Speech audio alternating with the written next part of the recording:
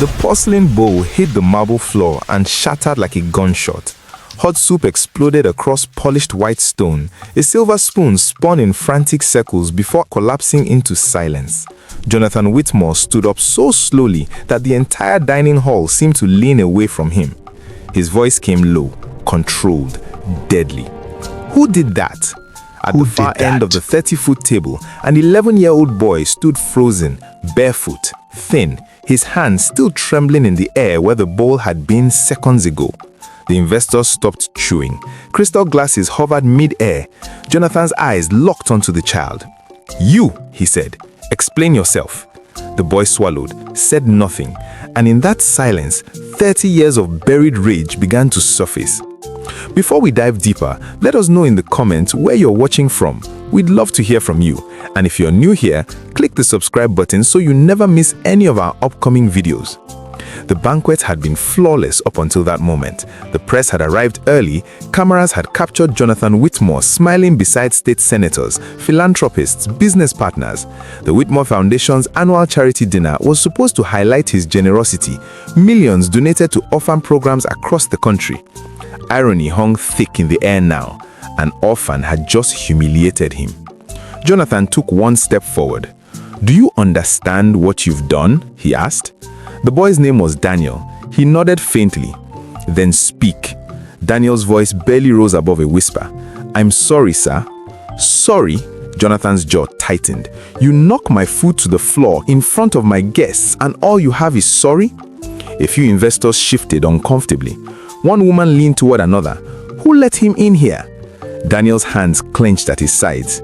Jonathan's chief of staff stepped closer. "Sir, perhaps we should—" "No," Jonathan cut him off without looking away from the boy. "I want to hear him." Daniel's eyes flickered briefly toward the shattered bowl, then back to Jonathan. "I had to," he said. The room tightened. Jonathan leaned forward slightly. "Had to?" Daniel nodded once. "Why?" Silence again. Jonathan's voice sharpened. "Why?" Daniel's lips parted, but no sound came out. Jonathan straightened. "Remove him." Two security staff moved immediately. Daniel did not resist as they guided him toward the exit. He only looked back once, not in fear, in worry. That look unsettled Jonathan more than the broken porcelain. The doors shut. Murmurs filled the hall. Jonathan turned back to the table and forced a thin smile. "My apologies. Children from the program sometimes lack discipline." Polite laughter. But something inside him had shifted. The banquet continued. Speeches were delivered. Applause echoed. Cameras flashed. Yet, Jonathan barely tasted the replacement meal set before him. Because when Daniel had knocked the bowl away, Jonathan had noticed something else. The smell. Faint. Metallic. He dismissed it at the time, but now it lingered in his memory.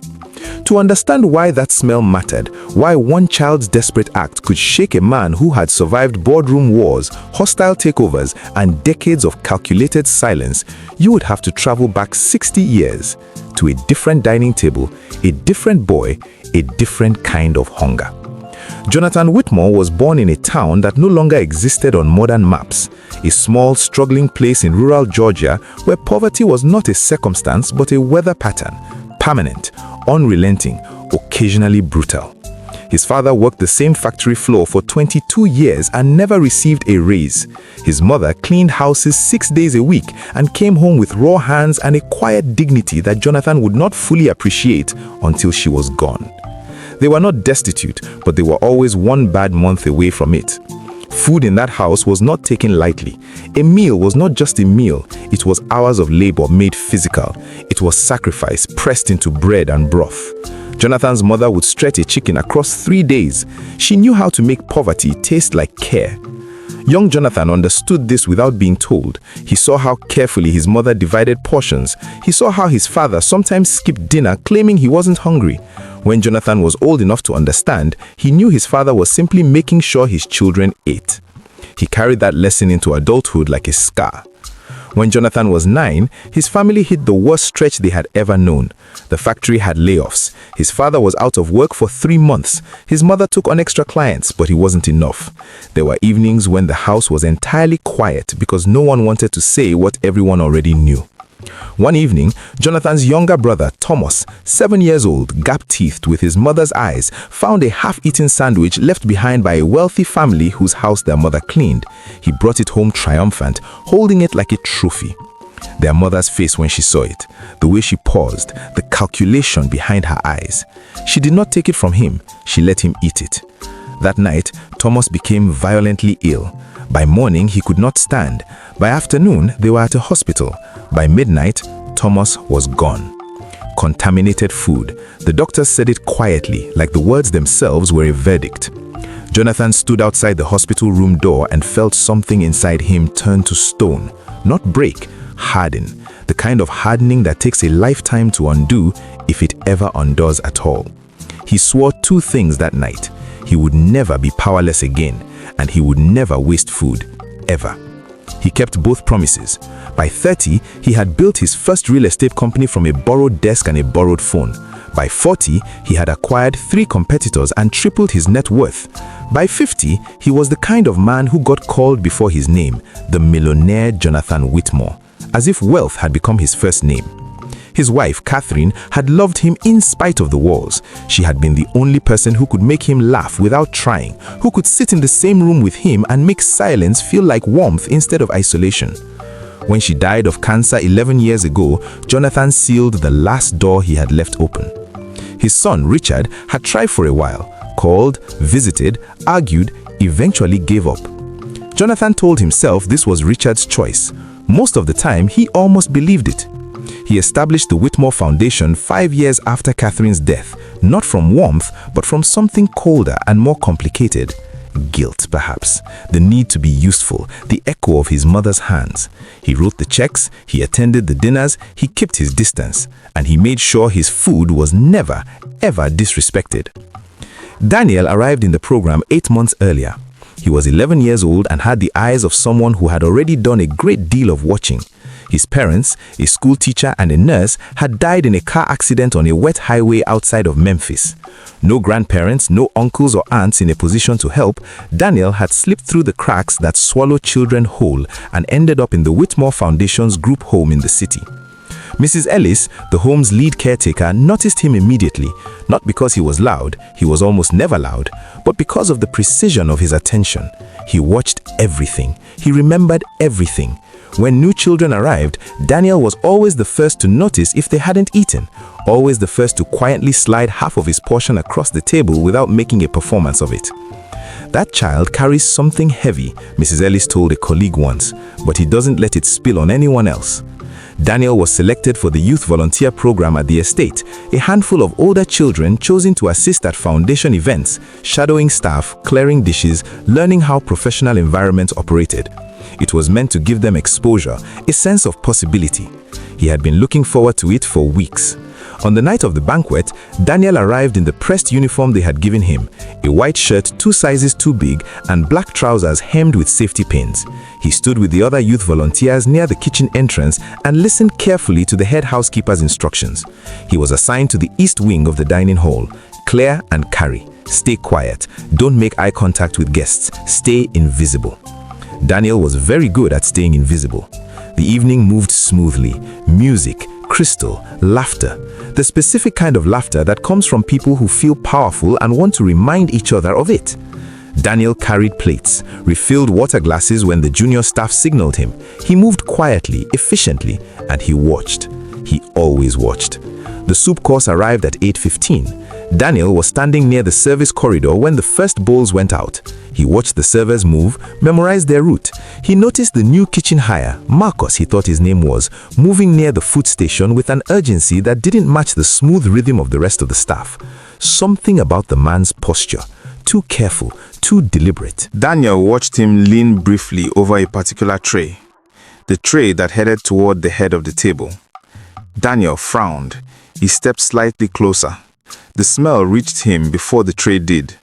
Metallic, sharp, faintly chemical. His whole body went cold. He knew that smell. He had been 8 years old, sitting with his parents at a small diner outside of Memphis. His father had taken a few bites and said the food tasted strange. The waitress had laughed it off. His father had stopped eating. His mother had felt fine. Daniel had barely touched his meal. 2 hours later, they were all sick. His parents recovered slowly over 2 agonizing days. Daniel had nightmares about that smell for years afterward. Standing in Jonathan Whitmore's dining hall, in a shirt too big and trousers held up by safety pins, Daniel smelt it again. He looked at Jonathan. The man was reaching for the spoon, already distracted by a conversation to his right. Daniel thought about saying something. He opened his mouth, and then he saw Jonathan's face, already set in that particular expression powerful men wear when they have arranged everything exactly as they want it and will not tolerate disruption. He thought about how the security guard had looked at him when he arrived, about what Mrs. Ellis had said quietly before they left. Remember, stay invisible. He looked at the spoon lifting toward Jonathan's mouth, and he ran. The crash was enormous. In the silence that followed, in the moment before the gasps began and the murmurs started and Jonathan rose from his chair like a thunderstorm with a collar, Daniel stood still. Not because he wasn't frightened, he was terrified, but he had done what he came to do. He stood there until they took him out. Across town, hours after the banquet ended and the guests had gone home and the marble floor had been wiped clean as though nothing had ever happened, Jonathan sat alone in his study and stared at the security footage for the 4th time. He paused on Daniel's face. The boy wasn't clumsy. There was no stumble, no fumble, no accident. He had moved with a precision that was startling in someone so young. He had leaned toward the soup, nostrils flaring slightly, then made a decision in under 3 seconds and acted on it. Jonathan leaned closer to the screen. The boy's eyes in those final frames before the bowl flew weren't angry, weren't rebellious, weren't even afraid. They were afraid for him. Jonathan sat back slowly. He pressed the intercom. Bring the kitchen staff, all of them. Within the hour, he had the head chef standing rigidly across the desk, the assistant who had plated the bowl, every person who had touched the food. The story unraveled quickly, the way stories do when the person asking questions already suspects the answer. A brief window, a new hire, an unsupervised moment near the food station. Marcus Hale, recently acquired in Jonathan's hostile takeover of a competing firm. A man who had watched his career collapse under Jonathan's calculated expansion and had, apparently, been waiting for a moment like this. By the time Jonathan picked up the phone and ordered a full toxicology test on the remaining soup, he already felt the cold weight of what he was beginning to understand. He was alone in his study when the flashback found him. He hadn't invited it, he never did, but there it was.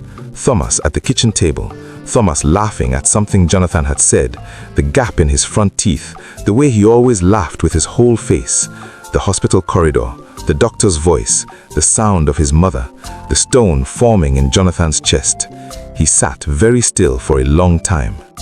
At the group home, Daniel sat on the edge of his bed and stared at his hands. Mrs. Ellis stood in the doorway, arms folded, expression somewhere between concerned and exhausted. "You have to understand what tonight cost," she said softly. "Not just the bowl, the foundation's reputation, the donors. Jonathan Whitmore personally funds this home, Daniel." "I know," Daniel said. "Then why did you say nothing, not even to a staff member? You could have pulled someone aside." "He was already going to eat it." "You don't know that the food was—" "I do know," Daniel said quietly. "I know that smell." Mrs. Ellis paused. Daniel looked up. His eyes were steady in a way that made her feel slightly ashamed of her doubt. "Before my parents died, we ate at a place that smelt the same way. My dad said something tasted wrong. Nobody listened to him." The silence that followed was long. "And if you were wrong?" Mrs. Ellis finally asked. Daniel was quiet for a moment. Then I was wrong, and he would have yelled at me, but he was going to eat it." Mrs. Ellis pressed her lips together. She had no answer for that. She didn't sleep well that night. If you're still watching up to now, type "I'm still here" in the comment section. The lab results came back the following afternoon. Jonathan's hand was steady when he answered the phone, but the stillness in his body afterward was the kind that precedes earthquakes. Industrial solvent, odorless to most people in small concentrations, metallic in higher levels, fatal in sufficient quantity. The dosage found in the remnants of the soup would not have killed him immediately, but the damage to his kidneys and liver would have been severe, and without immediate intervention, the outcome within 48 to 72 hours was not the one the technician wanted to describe in detail. "Are you certain?" Jonathan asked. "Yes, sir." He set the phone down carefully. He thought about Daniel standing at the other end of the table, barefoot, thin, his shirt 2 sizes too big. The boy had smelt what trained kitchen staff had not detected, had recognized danger that escaped everyone in the room, had run forward into the wrath of a man who frightened most adults and had not flinched once. He had done it knowing exactly what the consequences would be. He had done it anyway. Jonathan was not a man who wept. The stone had been in his chest too long for that, but he sat alone in his dining hall, the very room where Thomas had lived in his memory for 60 decades, and he felt something begin to give. Not break, give, like a window cracking to let in air. He called his driver, "Take me to the group home." The black car pulled into the driveway of the Whitmore Foundation home at 6:47 in the evening. Mrs. Ellis saw it from the window and hurried outside, hands twisted together. "Mr. Whitmore, we weren't expecting. I'd like to see Daniel." Inside the small living room, Daniel was sitting at a table near the window with a library book open in front of him. He looked up when Jonathan entered. Neither of them spoke for a moment. Jonathan looked around the room, the thin carpet, the mismatched chairs, the crayon drawings pinned to a corkboard near the door. He had signed the checks for this facility for 5 years and never once set foot inside it. He pulled a chair away from the table and sat down across from Daniel, not in an armchair across the room, not standing at a distance, directly across, eye level. Daniel stared at him. "Why didn't you say anything at the banquet? Why didn't you tell someone?" Daniel considered the question seriously. "You were already angry." "I wasn't angry yet." "You looked like someone who was about to be angry." "People who are about to be angry don't listen." Jonathan was quiet. "I tried to," Daniel added. "I looked at you. I thought, maybe I should just say it, but you were already picking up the spoon. There wasn't time. You could have grabbed my arm, called out." Daniel met his eyes. "I was afraid you'd stop me before I could get there." Jonathan absorbed this. The soup was contaminated.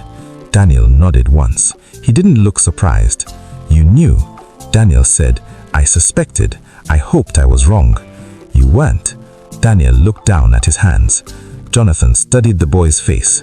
11 years old, already fluent in a language most grown men never learned, the language of reading danger before it arrived, of acting without the comfort of certainty, of accepting that doing the right thing and being punished for it were not mutually exclusive events. He had been that boy once, a different version, in a different time. He had not saved his brother. "Why didn't you explain yourself when I told you to?" Jonathan asked. Daniel looked up. "Because you were already angry by then, and angry people." Jonathan finished. "Don't listen." Daniel nodded. "You were right," Jonathan said. This was the most intense moment of a tense week. A man who had not admitted fault to anyone in decades, sitting across from an 11-year-old who had saved his life and saying 2 words that cost him more than any business deal ever had. A bit of silence. Then Daniel said quietly, "Is he in trouble?" The man from the kitchen. Jonathan's jaw tightened. "Yes." Daniel nodded. He seemed to weigh something. "He must have been very angry about something." "He was." "That's still not a reason." "No," Jonathan agreed. "It's not." Another silence. Then Jonathan said, "Pack your things." Daniel's chin came up sharply. His shoulders stiffened. Jonathan saw it. The boy steeling himself, already preparing for the next departure, already building the wall. "You are not being removed from the program," Jonathan said quickly. Daniel blinked. "You are coming to stay at the estate." Jonathan's voice was steady, deliberate. "As my guest." Mrs. Ellis, standing in the doorway, put a hand over her mouth. Daniel stared at Jonathan for a long moment. "Why?" he finally asked. Jonathan looked at him directly. "Because brave people shouldn't have to sleep in places that don't feel safe." Daniel's eyes filled, just briefly, just enough to be visible, and then he looked away toward the window, blinking hard, pressing his lips together the way children do when they've decided they won't cry in front of someone they don't yet trust. Jonathan recognized that too. He stood up. Take your time. The drive back was quiet in the way that certain silences are, not empty, but full of things neither person knew yet how to say. After several minutes, Jonathan spoke without looking away from the window. When I was about your age, my younger brother died. Daniel turned slowly. He ate food that wasn't safe. I was there. I didn't do anything. A pause. It wasn't your fault, Daniel said. You were a kid. Jonathan gave a small, dry sound, not quite a laugh. I've been telling myself that for 60 years. It doesn't always take. Daniel thought about this. My dad said the food tasted strange. At the diner, nobody listened to him. I know. 2 days later, he was better, but Daniel stopped, looked at his hands again. I kept thinking, if someone had listened to him the first time, right when he said it. Jonathan turned to look at the boy. Daniel looked up. That's why I couldn't wait. There was nothing to say to that. Jonathan turned back to the window and they rode the rest of the way in silence, and it was the most honest conversation Jonathan Whitmore had allowed himself in 20 years. The media found the story within 36 hours. A child from a foundation home had potentially saved the foundation's benefactor from a deliberate poisoning attempt. Marcus Hale had been located 3 states away, arrested at a motel outside of Phoenix. During initial questioning, he admitted he had acted in anger, that he had not intended a fatal dose, only enough to make Jonathan ill, to force him to suffer the way Hale believed he had suffered. The detective who called Jonathan with the update said, "He keeps saying he just wanted you to feel it." Jonathan said nothing for a moment. Then, arrange full cooperation with the investigation and send the full surveillance package to the prosecutor. He ended the call. The board convened the following morning. The optics were complicated. A poisoning attempt at a charity banquet stopped by one of the program's own children. Some members felt the narrative could be controlled, managed, turned towards something useful. One member leaned forward carefully. The boys' involvement, it could be seen as a liability issue. Children at private events, security lapses. Jonathan's voice was quiet but final. He saved my life. Of course, we are not suggesting. Then what are you suggesting? Silence. Jonathan looked around the table. I built this foundation because I lost a child no one protected. If this board moves to limit Daniel's involvement in order to protect our image, I will interpret that as a fundamental misunderstanding of what this foundation exists to do. He paused, and I will address it accordingly. No one argued. Life at the estate was, for Daniel, an exercise in learning not to disappear. He had spent 3 years learning how to take up as little space as possible, how to be quiet, how to be helpful, how to anticipate need without drawing attention. These skills had kept him safe in places where safe was not guaranteed. They were harder to unlearn than he expected. Jonathan noticed. Over the first week, he watched Daniel eat standing at the kitchen counter rather than sitting at the table. He watched the boy hesitate at every doorway before entering a room, as if waiting for permission that never came. He watched him fold and refold the small pile of clothes he had arrived with, as if they might be taken away if he didn't keep them orderly. One evening, Jonathan found Daniel at the kitchen counter with a small bowl of soup, standing, eating quickly, shoulders curved inward. "Sit down," Jonathan said. Daniel looked up. "At the table," Jonathan said. "You live here. Sit at the table." Daniel sat. Jonathan sat across from him. Neither of them said anything. After a moment, Jonathan pushed the bread basket closer to Daniel's side of the table. It was not a grand gesture. It was barely a gesture at all. But Daniel looked at it for a moment and something in his posture changed. "The investigation," Daniel said eventually. "Is it going to be in the news?" Jonathan said, "It already is." Daniel was quiet. "Will people say bad things about the foundation?" Jonathan looked at him. "Possibly." "I'm sorry." "Don't be. You didn't poison my soup." Daniel almost smiled. Almost. Jonathan found that over the following weeks, Daniel's presence in the house did something he had not anticipated. It made the silences feel different. The estate had always been large, deliberately so, because large spaces have no room for intimacy, and Jonathan had long decided intimacy was a structural weakness. But an 11-year-old boy has a way of filling silences that has nothing to do with noise. It has to do with aliveness, with the sense that somewhere in the building, someone is thinking, growing, noticing things. Jonathan found himself checking, casually, where Daniel was, not out of surveillance, out of something he didn't immediately have a name for. He started asking about school, about what Daniel was reading, about what he found interesting. Daniel answered carefully at first, the careful way of someone who had learned that honest answers sometimes cause problems. But Jonathan asked follow-up questions, real ones, not the polite inquiries of a benefactor moving through a checklist, but the genuine curiosity of someone who was discovering that this particular mind was worth understanding. One evening, Daniel asked for Thomas. Jonathan set down his cup. You said he died when you were 9. Do you think about him a lot? Jonathan said, every day. Daniel nodded like this made complete sense. I think about my parents every day too, in the morning usually, when I wake up and the first few seconds I forget, and then I remember. Jonathan looked at him. Those seconds get shorter, Daniel said. I think that's a good thing, but I'm not sure. Jonathan was quiet for a long time. I never let the seconds happen, he finally said. I don't let myself forget, even for a moment. Daniel considered this. Maybe that's why you are still angry, Daniel said. Jonathan stared at him. Daniel looked slightly alarmed at his own words. I mean, I don't know, Jonathan said slowly. Go on. Daniel hesitated. My teacher in the group home said grief is like carrying something heavy. You don't have to put it down, but you are allowed to set it on the table sometimes. Rest your arms. Jonathan looked at the table between them. And if I don't want to, then you just keep carrying it, Daniel said simply. But you get tired, and tired people are usually angrier than they mean to be. The press conference was announced for a Friday morning in late November. Jonathan stood at the podium in the driveway of the estate, cameras arranged in a semicircle, journalists with voice recorders extended. The sky was gray, but the air was still. Daniel stood 6 feet to Jonathan's left, in a new suit that fit correctly, Jonathan had quietly arranged, and was visibly trying not to fidget. Jonathan cleared his throat. A week ago, he began, I was sitting at the head of my dining table, prepared to consume food that had been deliberately contaminated. I would not have survived the night. A murmur moved through the assembled press. I was saved, Jonathan continued, by an 11-year-old boy who had no obligation to act, who had every reason to stay silent, who knew, correctly, that I would be furious with him, and who ran forward anyway. He paused. I was furious with him. He said it plainly.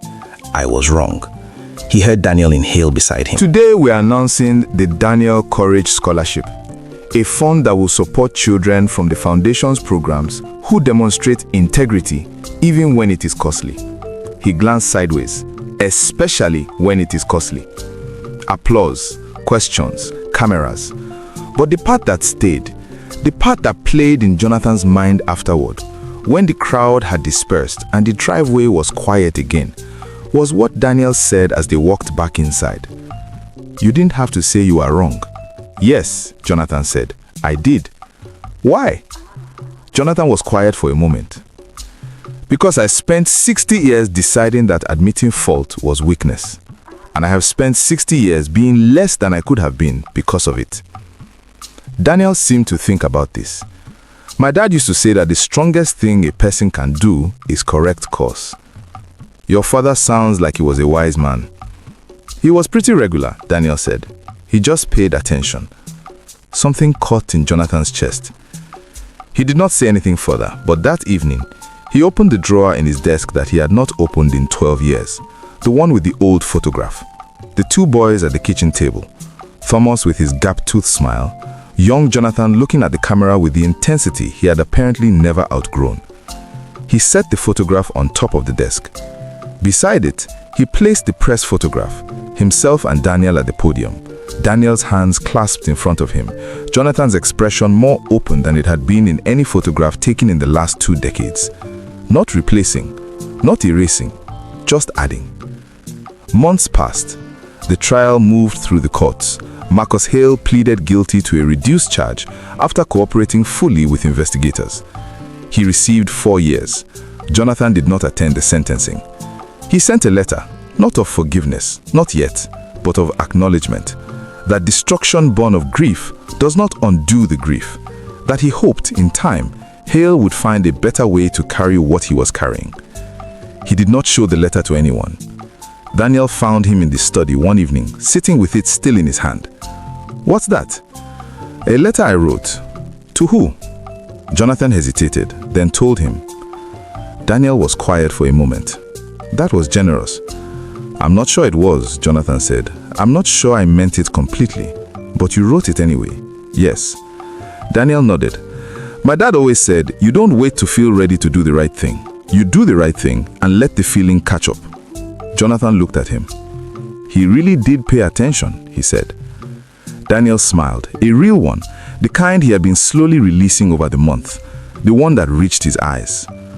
On the 1-year anniversary of the night of the banquet, Jonathan and Daniel drove to the cemetery where Thomas was buried. It was the first time Jonathan had been there in 22 years. He stood at the grave for a long time. Daniel stood beside him, slightly behind, giving him room without going away. Finally, Jonathan said quietly to the stone, I couldn't protect you. I've been angry at myself for it longer than you were alive. He stopped, started again. Someone taught me recently that it's all right to set something down. I am trying. He placed the flowers against the headstone. When he straightened and turned around, Daniel was looking at him with an expression of such uncomplicated steadiness that Jonathan felt something loosen in his chest that had been tight for 6 decades. Thank you, Jonathan said, for what you did. Daniel looked slightly embarrassed. It was just soup. It wasn't, Jonathan said. It was a chance I didn't deserve and wouldn't have gotten any other way. Daniel seemed to consider arguing, then didn't. They walked back to the car through the quiet of the cemetery, through the gray light of a November morning, and Jonathan realized he was breathing differently than he had driven out here. Deeper, slower, as though the stone in his chest had not disappeared. He suspected it never would entirely, but had shifted, made room. That evening, they sat at the dining table together. Jonathan served Daniel first. Daniel looked at the bowl in front of him, then at Jonathan. You are the guest, Jonathan said. Daniel shook his head slowly. Am I? Jonathan met his eyes. No, he said. You are family.